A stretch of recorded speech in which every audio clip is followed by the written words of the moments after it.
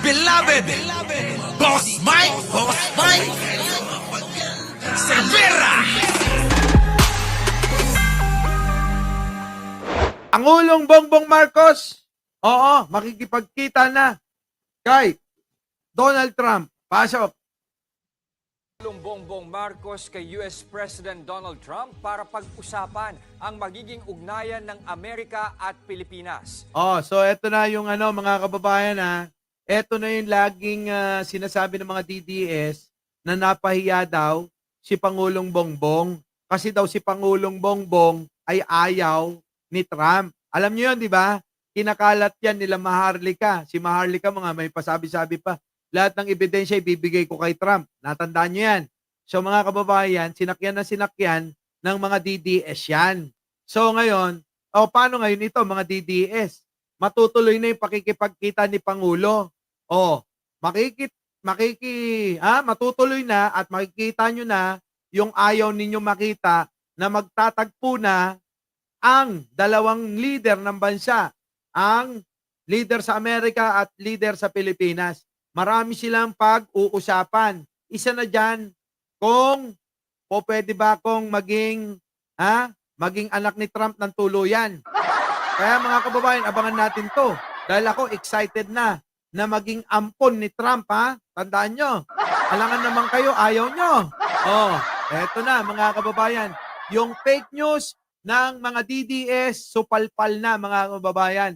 Dahil nga dito sa balita na to, mga kababayan, panay na ang meeting nila. Yung mga fake news ng mga vlogger at fake news ng mga politiko, nagkita-kita na sa Baguio.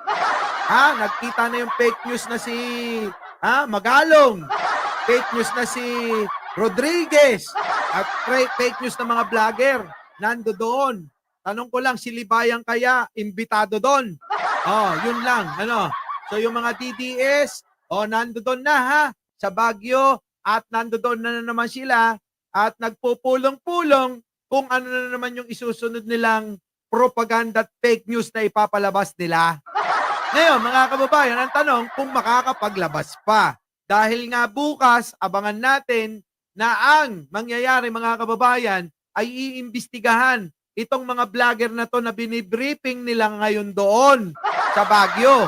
Mga kababayan, binibriefing ni ngayon sa Baguio itong mga DDS vlogger na imbitado bukas sa Kongreso para imbestigahan yung mga fake news nila na nilalabas. At nakakasira sa isipan ng maraming nating mga kababayan. Nako, magkakaalaman po bukas. Diba? Eto na mga kababayan, pasok! Ikipagpulong si Pangulong Bongbong Marcos kay US President Donald Trump para pag-usapan ang magiging ugnayan ng Amerika at Pilipinas. Nako! Sabi ni PBBM, marami silang dapat pag-usapan. Nako, daming dapat pag-usapan!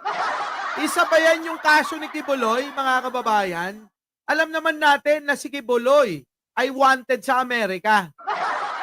Diba mga kababayan? Naku, Diyos ko, mag-iiyakan ng mga DDS dito. Paano na yan, Kibuloy? Yung mga DDS. Yung sila Banat Bay. Yung mga pro-Kibuloy. Pag-uusapan niya, sigurado. Bakit? May kaso. Sino? Si Kibuloy sa Amerika, wanted yun, di ba? Ngayon, mga kababayan, eto pa. Alam naman natin na nung nakaraan, at nung panahon na naupo na nga itong si Trump, ay sinabi niya na itong mga illegal na immigrant na nandiyan dyan sa Amerika, pauwi na. Malamang kasama rin niya na pag-usapan. Baka sakali na mahingi ni Pangulong Bongbong na kayo'y manatili at dyan na sa Amerika mag-ayos ng inyong mga dokumento para naman nang sa ganon, mga kababayan, tuloy-tuloy pa rin yung inyong pananatili sa Amerika. Mga kababayan, eto na. Ng tungkol sa defense, immigration policy at foreign assistance. Nabanggit din ng Pangulo ang mga pinauwing Pinoy mula Amerika dahil sa mass deportation ng Yan, mga kababayan. Kita nyo? Grabe, no? administration. Wala pang malinaw na petsa kung kailan ang magiging pulong ni na PBBM at Trump. Hindi sasabihin yan. Hindi sasabihin yan kung anong petsa, maniwala kayo. yung mga ganyan na sensitibo na mga pag-uusap, hindi yan binabanggit. Kung anong petsa, anong oras, hindi binabanggit yan. Dahil mga kababayan, confidential yan. Di ba? Yan pagkikita ng ganyan, mga leader na importante, na mga importanteng leader. Di ba? Di ba? Sabi nila pinakalat pa ng mga DDS na imbitado daw si Sara at si Digong. Natandaan niyo 'yon? Pakalat silang ganun. Nako, si Bongbong Marcos hindi imbitado, pero si Sara at si Digong imbitado sa inaugurasyon. Di ba? Natandaan niyo 'yon? Ganon yung pinapakalat nila. Pero ngayon mga kababayan, eto na si Pangulong Bongbong Marcos, mga kababayan. Tuloy na ang pakikipag-meeting kay Trump. Nauna nang sinabi yan na mag-uusap sila. Tumawag pa nga si Trump sa kanya at kinamusta pa nga si First Lady, 'di ba? Dahil kaibigan pala na matalik ni Donald Trump ang ating dating First Lady, Imelda Marcos.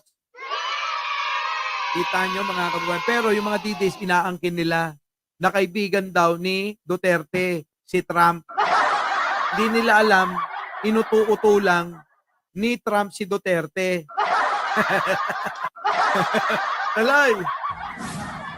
These are the growing pains of a new administration. But I'm sure that with time, these policies will crystallize and will become clearer. And by which time, I will have a chance to visit with President Trump.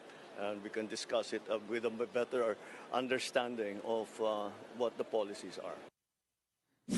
Kita nyo mga kababayan.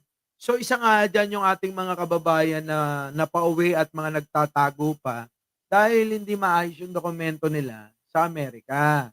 So ang Pangulong Bongbong Marcos nandito kung sumasaklolo sa mga kababayan natin. Mga kababayan. So yan, kita nyo. Napakagaling ng Pangulo, no? Tahi-tahimik lang pero maraming inaasikaso. Magugulat na lang tayo sa resulta ng mga ginagawa niya. Hindi siya masalita, hindi siya mayabang, pero pinapakita niya ang lahat, mga kababayan, sa gawa. Hindi puro ngawa. Hindi tulad ni Digong, yan ang kaibahan nilang dalawa.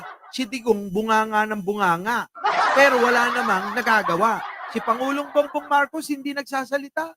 Trabaho lang ng trabaho at pinapakita niya ang resulta ng lahat ng pananahimik niya.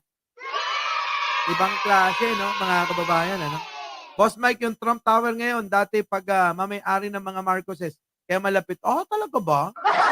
Hello. Sa issue naman ng paghinto ng foreign assistance ng Amerika, sinabi ni Health Secretary Ted Herbosa na hindi gaanong maaapektuhan ng Pilipinas. Kung sakali, kaya naman daw saluhin ng DOH ang mga maaapektuhang programa gamit ang kanilang pondo. Hindi na kasi tayo dependent sa Amerika. Hindi na tayo grant-receiving country. Kasi middle-income country na tayo. Naks ng pating talaga. Galing, ha? Kita nyo naman, iba talaga si Pangulo, ha? Parang sinasabi, hindi na tayo mahirap ngayon. Ano na tayo ngayon? Nasa gitna na tayo. Malapit na tayong pumunta sa pinakamataas. Wala. So we have to either loan, and I've gotten a loan from the World Bank, Asian Development Bank. So sa atin, minimal tingin ko sa effect. Minimal lang daw yung epekto, mga kababayan. Kaya nga mga kababayan, ayan na po, ha? Galing-galing talaga, no? Nisi Cruz, no? AIX, Grabe, no? Grabe talaga si Pangulo. Our beloved Boss Mike!